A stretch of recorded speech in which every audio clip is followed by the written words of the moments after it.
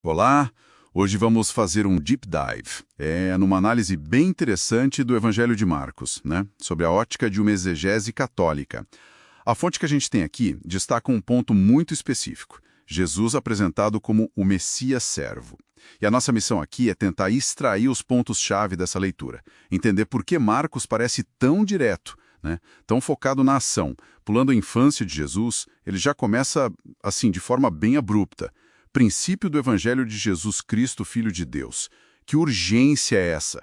Qual o contexto por trás disso? Então, a análise que temos aqui sugere que o Evangelho foi escrito provavelmente em Roma, num período bem tenso, ali entre 64 e 70 depois de Cristo. A tradição liga Marcos a Pedro, né, como seu intérprete. E o público, olha, seria majoritariamente de cristãos gentios, quer dizer, vindos do paganismo, que estavam assim enfrentando perseguição, talvez sob Nero. Entendi. Um cenário bem pesado. E como é que esse contexto de perseguição, de sofrimento, se conecta com o jeito que Marcos apresenta Jesus? Ah, isso é fundamental. É a chave de tudo, sabe? Para uma comunidade que estava sofrendo na pele, a figura de um Messias que também sofre, que serve em vez de dominar, isso ressoava muito fundo. Esse Messias servo virava um modelo, né? Um modelo de fidelidade, de esperança. Era muito mais relevante para eles do que a ideia de um rei guerreiro que ia chegar e esmagar Roma. Por isso o foco narrativo vai todo para a paixão, que não é vista como um fracasso, mas sim como ponto alto do cumprimento do plano divino, sabe? Ligado àquele servo sofredor de Isaías 53. Certo. Faz todo sentido. Essa ideia do Messias servo é central, então. Como que a fonte diz que Marcos desenvolve isso na narrativa? E aquele título, Filho do Homem, que aparece tanto? Exatamente. Filho do Homem é um título crucial em Marcos, aparece 14 vezes. Ele vem lá de Daniel 7 e é, assim, estrategicamente ambíguo. Permite que Jesus mostre sua autoridade divina, que vem do alto, e, ao mesmo tempo, reforce sua missão aqui na Terra, de sofrimento, de serviço, de entrega total. É o que ele mesmo diz, né, em Marcos 10,45.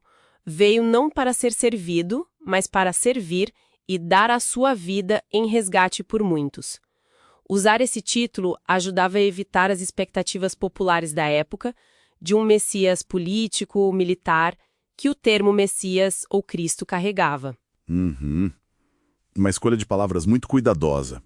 E a fonte também aponta um detalhe linguístico interessante. O uso repetido da palavra imediatamente. Iutis, em grego. Mais de 40 vezes. Isso não é só um jeito de escrever, né? Não, de jeito nenhum. Esse ritmo constante dá um ritmo, uma urgência para a narrativa toda. Reflete a natureza radical da Boa Nova. O reino de Deus chegou. E a resposta que se espera é... imediata. Total. É um chamado ao discipulado que exige largar tudo e seguir. Mas o interessante é que Marcos não pinta os seguidores como perfeitos, sabe? Os próprios discípulos são mostrados de forma bem humana. Com dúvidas, com medos, com dificuldade para entender. É verdade. Essa honestidade sobre as falhas dos discípulos é até um pouco surpreendente. Isso não podia desanimar quem lia. Ver os mais próximos de Jesus tropeçando tanto. Olha, a exegese sugere que era o contrário. Isso criava uma ponte com o leitor, sabe? A dificuldade dos discípulos em aceitar um Messias que vai para a cruz espelhava a própria luta da comunidade lá em Roma e talvez a nossa também, né? De abraçar um Deus cuja glória se revela justamente no sofrimento. Eles viram um espelho bem realista da jornada da fé. Essa dificuldade dos discípulos me faz pensar em outra coisa de Marcos. O tal do segredo messiânico. Por que Jesus ficava pedindo silêncio sobre quem ele era, sobre os milagres? Ah, sim. A interpretação que a fonte traz vê isso como uma espécie de pedagogia divina, uma estratégia.